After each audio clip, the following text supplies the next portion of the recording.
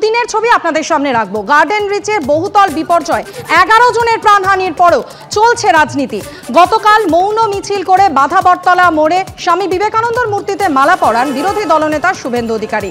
আর তারপর আজ সেই মালা খুলে নিয়ে স্বামীজির মূর্তি গঙ্গা জল দিয়ে ধুয়ে তৃণমূলের তরফে নতুন করে মালা পরানো হয়। গতকাল এবং আজকের ছবি, দুটি ছবি পাশাপাশি আপনাদের সামনে রেখেছি।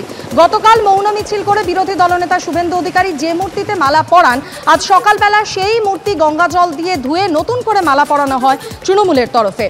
নেতৃত্বে ছিলেন 15 নম্বর বোর্ডের চেয়ারম্যান রঞ্জিত শীল। অন্যদিকে বহুতল বিপর্যয়ের 5 দিন পর আজ থেকে পাহাড়পুর রোডে শুরু হয় বাস চলাচল।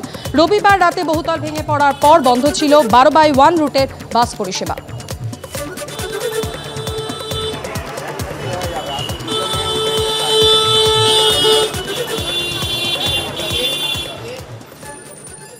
গত রবিবার মাঝরাতে গার্ডেন রিচে নির্মীয়মান বহুতল ভেঙে পড়ে 11 জনের প্রাণহানির ঘটনার পর আতঙ্কিত স্থানীয় বাসিন্দা এবং স্থানীয় হাই স্কুলের অভিভাবক এবং স্কুল পড়ুয়ারা।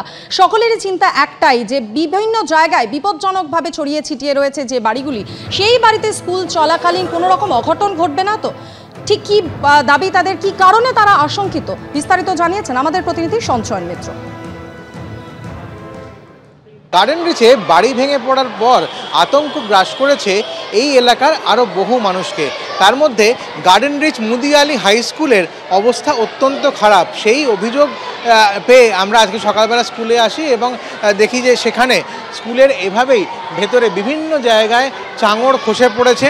এটা তো শুধুমাত্র একটা বারান্দার ছবি, এবং তারপরে ভেতরের ছবি দেখাতে বলবো। আমার সঙ্গে ভগবান স্যার রয়েছে ক্যামেরায়, সে দেখাবে যে ঘরের ভেতরে যে চাঙড়, বিশাল চাঙড় ভেঙে পড়েছে এবং তার নিচেতেই ক্লাস করতে হচ্ছে খুদে পড়ুয়াদের।